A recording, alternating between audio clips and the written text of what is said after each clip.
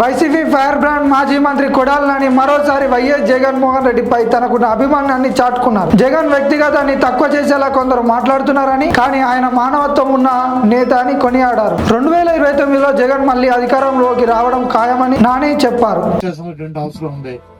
తండ్రి చనిపోయిన తండ్రి ఆస్తిలో వాటా ఇచ్చేటువంటి అన్నదమ్ములు ఉంటారు.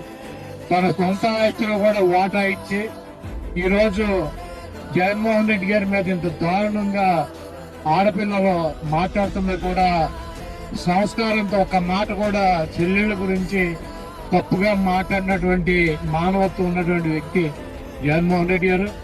ఆయన మనం చూసాము, ఎప్పుడు కూడా దేవుడు ఉన్నాడు, ప్రజలు ఉన్నారని చెప్పి ఆయన చెప్తాడు.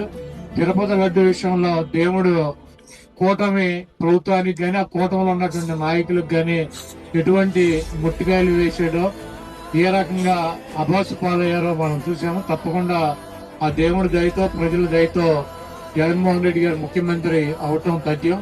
ఈ దొంగ వాగ్దానాలు ఇచ్చినటువంటి ఈ కూటమిని ప్రజలు కూటమి దించే రోజులు దగ్గరలోనే ఉన్నాయని చెప్పి తెలియజేస్తూ